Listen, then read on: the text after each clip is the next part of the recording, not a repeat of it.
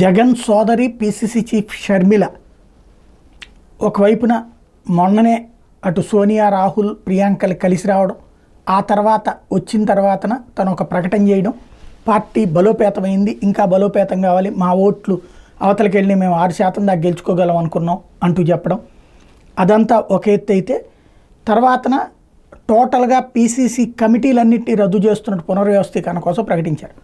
ఈ టైంలో working presidents Sunkara Padmasri, Rakesh Reddy ఆ మీద తీవ్ర ఆగ్రహం వ్యక్తం చేస్తూ ఏఐసిసి జనరల్ సెక్రటరీ సి వేణుగోపాల్కి కంప్లైంట్ చేశారు. తాజాగా జరిగిన ఏపీ సార్వత్రిక ఎన్నికల్లో అసెంబ్లీ, లోక్సభ అభ్యర్థుల ఎన్నిక పారదర్శకంగా జరగలేదని ఆరోపించారు.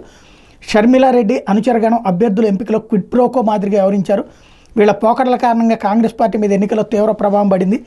అభ్యర్థులకు కాంగ్రెస్ అధిష్టానం అందించినటువంటి నిధులు సైతం గోలుమాలయ్యాయి. అధిష్టానం షర్మిలారెడ్డి ఏపీ కాంగ్రెస్ చీఫ్గా నియమించినప్పుడు కాంగ్రెస్ పార్టీని బలోపేతం చేస్తారని చాలా నమ్మకం పెట్టుకున్నాం. కానీ ఆమె సొంత నిర్ణయాలు తీసుకుంటూ ఒంటెద్దు పోకడలకు పోయి పార్టీకి నష్టం చేకూర్చారు. సమర్థులైన వారికి అసెంబ్లీ, లోక్సభ ఎన్నికల అవకాశం ఇవ్వలేదు. షర్మిల అవగాహన రాహిత్యం కాంగ్రెస్ పార్టీ కేడర్ నాయకులను నిరాశ నిస్పృహలకు గురి చేసింది. తెలంగాణకు చెందినటువంటి షర్మిలారెడ్డికి చెందినటువంటి కొందరు అనుయాయులు ఏపీ కాంగ్రెస్ అసెంబ్లీ, లోక్సభ ఎన్నికల అభ్యర్థులు టికెట్ అంశాలు జోక్యం చేసుకున్నారు. డబ్బులు ఇచ్చిన వాళ్ళకి బీఫాములు కేటాయించారు. సిడబ్ల్యూసీ మెంబర్స్, సీనియర్ నాయకులు, PCC working president, DCC president సూచనలు పరిగణలోకి తీసుకోలేదు అంటూ ఆరోపణ చేస్తూ ఒక కంప్లైంట్ పంపించారు.